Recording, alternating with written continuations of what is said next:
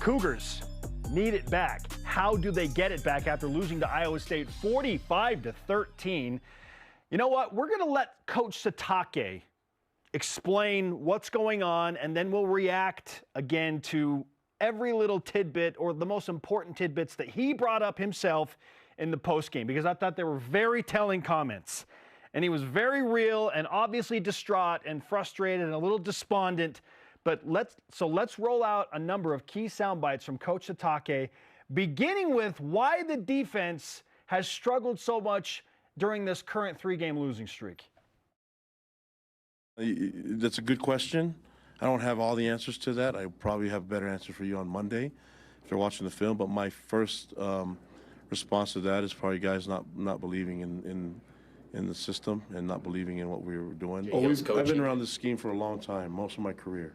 And the way it works is everybody's got to do the 1/11th. And so when your opportunity comes, you got to find a way to make plays. And that's, but we're responsible for that. Me as a head coach, all the coaches on defense, Jay Hill and the rest of them, we have to find ways to get our guys to do their part. And everybody's got to do their part, starting from me. Jason, what do you make of the comments from Coach Satake, specifically him saying it seems like guys are not believing in what we're trying to do, and then he says ultimately it comes back to me and the coaches in getting those guys to the right mindset so that there is buy-in there. What do you make of all of that? Yeah, I mean, it's interesting. Like, he obviously is privy to things that we are not. I mean, he's around these guys. He's the head coach. So, I mean, you have to take him at his word if that's what he feels is going on. Like, the defensive side of the football has probably been the most head-scratching part of the last 3 weeks, because just how well the defense has played overall this season. And I just think it ultimately comes back to just the injuries on defense are just finally catching up to it. They have played so well this year despite the injuries, but throughout the course of a year, if you're constantly having to go to second and third string and guys that aren't necessarily getting the reps, I mean, sooner or later it catches up to you. And I just wonder how much of that is what we're seeing on the defensive side, because overall, I don't think anybody can complain about what we've seen with what Jay Hill and the defensive coaches have done on that side of the ball. Sure. They have played overall from the beginning of the season. They have played really, really well. And I think the injuries now are just finally catching up to them. We're 10 games into the season. If the buy-in is not happening now, what can BYU do to try and rectify that is my number one question. My follow-up question there to that comment, if I could go back to that moment in time, I would ask, okay, Coach, you feel like guys are not believing in or buying into what you're trying to do. How do you rectify that? That is the challenge that Coach Satake and staff face this week, because after losing that way at home, and correct me if I'm wrong, I think everybody across BYU Nation and all BYU fans kind of believe that it's going to be okay because now BYU's home. It's a night game. We're going to fix some things. We're going to have that energy. And then to have that happen, I think that's why it was so discouraging. I went into that game feeling so confident. I had in my head, this was a win. Like, I was that confident. In fact, we were talking about this in the broadcast booth, in the radio booth. We all said before this game, I'm feeling really good about this. Interesting. Like, this is like, so this outcome was very surprising, because I had a lot of confidence going into this game that this was going to be win number 6. This was going to be the game that made BYU bowl eligible. And then, unfortunately, the air got sucked out of the building. With the first offensive play, you get the interception, and all of that enthusiasm and all that excitement just kind of went away. It went off the rails quickly. Yeah. So, yeah, it was a very surprising outcome to me, because I came in with the utmost confidence that BYU was getting win 6 in that game. It was 10-0, 2.5 minutes into the game? Yes.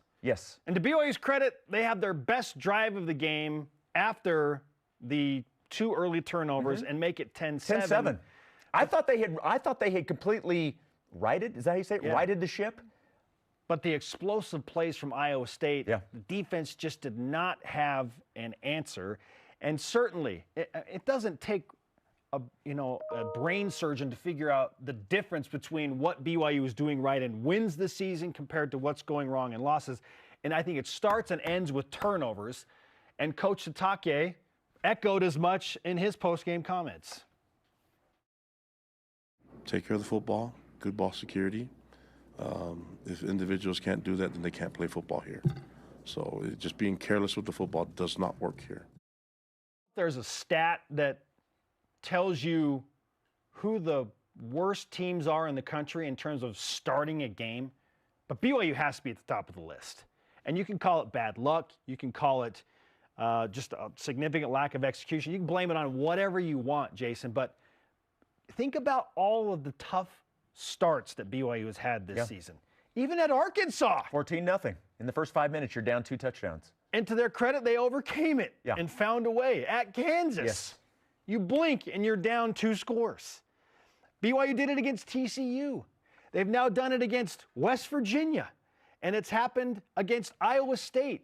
Like, it is crazy. So there's no specific stat that's like, oh, yeah, these teams are the worst starting teams in the country. But clearly, with turnovers and those terminal turnovers in the first quarter, BYU's been fighting an uphill battle. Like, if BYU could just avoid the interception that Jake Retzlaff throws in the first pass of the game, how different would the game be? Yeah, there's obviously no way of knowing it, but you go in assuming, well, of course it would be different. Now, that doesn't guarantee that BYU wins the game, but when you start the game, the first 2 minutes, with a fumble that you ultimately get back, and then your first pass is intercepted, they go score. On the following kickoff, you fumble again, and you lose that fumble. Luckily, they didn't get a touchdown there, so you're only down 10-0. When you start games like that, you're already so far behind. But like I said, BYU then had a great drive, and it was led by some fantastic rushing, both from the running backs, from Aiden Robbins, and from Jake Retzlaff. You score a touchdown, you're down 10-7. At that point, I kind of felt like, wow, and they overcame that really bad. Jason, BYU got to stop the next series. They got the ball back down 10-7. Look, not all turnovers are bad, but there can be different levels of bad turnovers. It's when they happen, the scenario that's going on. Turnovers early in the game, really, really bad. Turnovers when you have a chance to score are really bad. So all turnovers, you want to eliminate all turnovers, but certainly turnovers in certain instances weigh more heavily than others. Sure. We're going to show you some numbers here that are just absolutely wild. Comparing certain categories and certain stats in BYU's wins this season compared to the losses. Look at this. So in the 5 wins that BYU has this season, and I know it includes Southern Utah, whatever, 31 points a game. And in the losses, BYU is averaging under 13 points a game, putting up 12.8 in the 5 losses. BYU is only giving up 17.6 in the 5 games they've won. They're giving up almost 40 in the games they've lost. The weird part is total offense is like the same, Jason. Look at that. In the 5 wins and 5 losses, it's a wash. Right. But the turnover margin has to be the number one thing here. In BYU's 5 wins, plus 12. In the 5 losses, minus 8. Again, not rocket science here. You don't need a brain surgeon. Take care of the ball. People are like, Spencer, can BYU write this thing? Can they have any shot against Oklahoma or Oklahoma State? BYU is a 24-point underdog against Oklahoma. Like, more than likely, they're going to lose that game and go to 5-6 and need to beat Oklahoma State in the final game to get bowl eligible. But do they have a shot? Yes. It is as simple as winning the turnover battle. This team has shown us, Jason, that they have to win the turnover margin to have any shot to win a game. Well, I will start right. It's that simple. Isn't it funny, though, how the turnover conversation for the first half of the year, the turnover conversation with BYU is how good the defense is at causing turnovers. That BYU is one of the best teams at forcing turnovers, and over the last bit, it's flipped. Yes. It's gone from being one of the best to now being the team that is turning the ball over. Not surprisingly, BYU has lost the turnover margin in a significant way in the last 3 losses. Yep. It is that simple. You can control that, right? You can be very, very conscientious of ball security, fumbles, interceptions. That's the one thing that BYU can fix. I believe you can fix that. Whether it's being more conservative or just being more conscientious of it, they can fix that. As for the other stuff, injuries, defense, depleted depth, that's tough. But you can take better care of the football. Yeah. They know that. And they have to. And Kalani said as much. They have to find a way to protect the football. Sure. They cannot give the other team extra opportunities to put points on the board. 100%. And a tough start for Jake Retzloff. Overall, did some nice things, as you pointed out, Jason, with his feet. I mean, he certainly can run. Yeah, I love his skill set. I love it. Little sidearm gunslinger. Yeah. A nice slant at the end zone. Some good stuff. Kalani Sitake speaking on Jake Retzloff's overall performance right now. Well, he turned the ball over. And so, you know, it's not like I think he ran hard, you know, but I don't know. I have to watch it. It's like it wasn't good enough to score points. I mean, you can't win games scoring only 13 points. All right, a couple of questions to think about as we push through this week, and we'll probably discuss all of them. In fact, I know we will on the show because there's a lot on the top of mind, and that is, what do you do at the quarterback position against Oklahoma? Jake Retzloff has had 2 opportunities. West Virginia got out of control a little bit, and I don't really put West Virginia on Jake Retzloff. He didn't turn the ball over. That's way bigger just team issue. This game, if you could eliminate that turnover early in the game, Jason, maybe we're having a different conversation. It doesn't feel like it would be 45-13. When you're fighting an uphill battle and your quarterback turns the ball over in first pass, that's tough. Yeah. So you've seen it for 2 games. Is it now time to go back to Kedon Slovis to give you the best chance to beat Oklahoma? The biggest question there, and even if Slovis is in the equation, is he healthy enough to play? That's going to be the number one question. It may not even be a conversation that is had. Because, and to me, he is. Okay. Because he dressed, and I was told before the game, Kedon is available. Okay. He is available. So if he's got another week and he can heal that shoulder, elbow up, whatever it is, they haven't talked about the specifics of it, but if he was available and dressed on Saturday night, to me, it's a no-brainer. Like, he could push the ball down the field. Right. Okay? So we can talk about that at length, but it feels like senior day, Kedon Slovis' senior day, if he's healthy enough, and he's 5-2. He was the guy that got you to 5-2. Yep. However they got there, he got you to 5-2. It feels like now it's time to give him another shot. Well, and certainly that will be one of the questions that everybody will be asking when there's media availability this week. I know we'll see. I know today you have Coordinator's Corner. Greg Wrubell will be talking with A-Rod and Jay Hill. So I'm sure that's something that will come up, and maybe we'll have a little bit more clarification on the way that the coaches are thinking about that heading into this Oklahoma game. Are you with me? Take care of the ball. Take care of the ball. Take care of the ball. Just don't hurt yourself. If teams get beat because the other team is just better and you had your best against their best, you can live with that. Turning the ball over,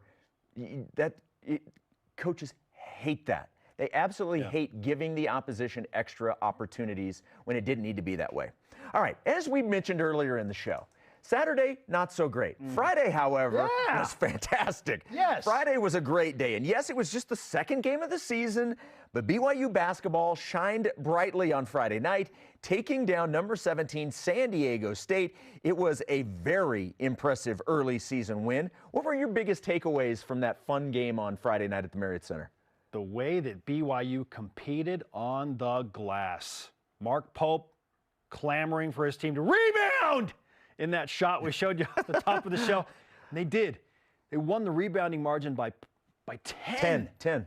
Against a team that prides itself on just crashing and owning the glass and being physical. BYU, and this is coach speak here, out-physicaled San Diego State. Yeah. That was the number one takeaway for me. They won the battle on the offensive glass. They got so many more opportunities because of that, and then won the overall rebounding battle. It felt like BYU's physicality surpassed even San Diego State. I agree with you. The way BYU was able to match the physicality and in some instances be more physical than a team like San Diego State was uber impressive. The rebounding number, talking with Coach Pope in postgame, he brought that up immediately. He's like, we went into this talking about rebounding, and to out-rebound them by 10 is such a big accomplishment. The other thing is, remember, San Diego State scored the first 7 points of this game. And Spencer Johnson, my guy. Spencer Johnson with 2 big threes brought BYU back in, and then it was sort of a game of runs in that first half. Yeah. BYU went on a run, and then San Diego State would answer, and BYU matched punch for punch, obviously not literally, but punch for punch, everything San Diego State could bring, BYU answered. What a big, big win for the Cougars. And getting that win and starting the season 2-0, this team could get on a nice little roll here in November and December. Can we just go ahead and tip the cap to Dallin Hall and call him what he is, which is just a guy that is not afraid to take the massively important shot and make it more often than not. 18 points in 25 minutes. He looked healthy, and that was a bright. We weren't sure he was going to play. Yes, what a bright spot. Hey, he's going to join the show coming up a little bit later. Yes, you're going to talk about that, his health status and the big shots that he hit. But how many games does that guy have to win, or big shots does he have to hit early in his career before we're like, okay, you're the dude at the end of the game. You're the guy. Yeah. He's the guy at the end of the game right now. He was fantastic. Woo. Mailbag. And him coming off the bench really boosted those bench numbers, because BYU bench far outscored San Diego State's bench. Yeah, I just love how real he is too. When I asked him after the game, like, to kind of sum up everything, he said, that was a frustrating game for me. I turned the ball over too many times.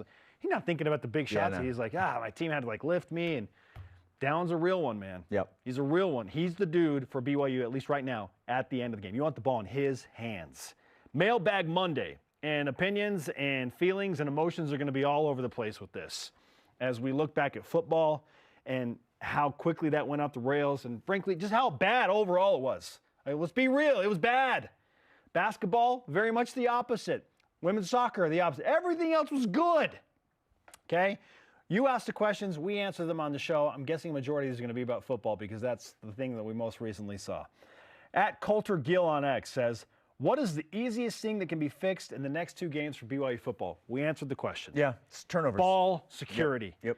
If BYU has any prayer of winning the final 2 games, one of the final 2 games, it is ball security. They have to win the turnover margin. It probably has to be like by 2, because that's what they did to win the first 5 games. Yep.